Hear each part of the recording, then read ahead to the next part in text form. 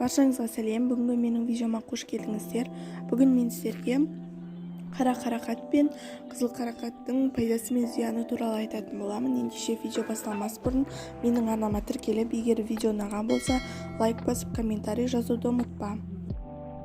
Ендеше біз видеомызды бастаймыз. Қарақаттың құрамында В, К, Е, А дәрумендері, 7-11% қант, пекиндік зат, фосфор қышқылы, калий тұзы, темір, ал жапырағында марганец, мыш, магний, күкірт, қорғасын, күміс және бәрімізге аса қажетті С дәрумені бар.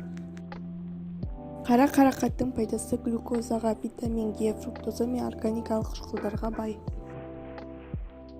Қарақаттың жаңа сығылған шырынын ұмытшақтықты бастыратын, қан қысымын реттейтін, жүрек қан тамырларының жүрек құлақшасы мен жүйкесіне әсер ететін дәрі ретінде де тиімді пайдаланылады. Қарақаттың көздің көруін жақсартатын тамаша қасиеті бар. Жемісті немесе шырынын, йогурттарды жиі қорек етуге тырысыңыз. Қарақаттың ең маңызды қасиеті иммунитетті ынталандыру, және бұл кездейсоқ емес, суық тиюді емдеуде қолданылатын С витаминінің концентрациясы бойынша бұл жидек аскорбин қышқылымен қаныққан өнімдердің ондығына кіреді. Бір уыс қарақат ересек адамның С дәруменіне күнделікті қажеттілігін өтейді.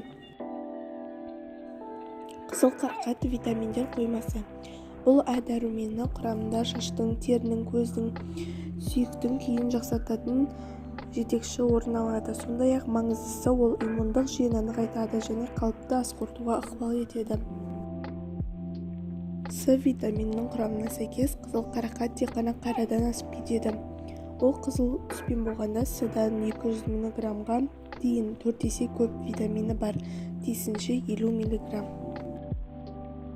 Қызыл қарақаттың пайдасы иммунитетті жоғарылату, жүрек қан тамыр жүйесінің жұмысын реттеу.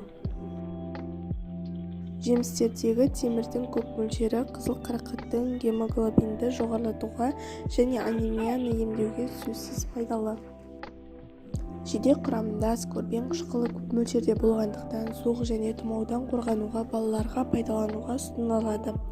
Жемістер суық мезгілде вирустар мен бактерияларды жойып, иммунитет деңгейін, ағзаның төзімділігін арттырады. Осымен біздің видео аяқталды. Егер видео ұнаған болса, лайк басып, комментарий жазып, егер де менің арнама әлі де тіркелмесең, тезірек тіркеліп кет. Ендеше келесі видеода жолыққанша.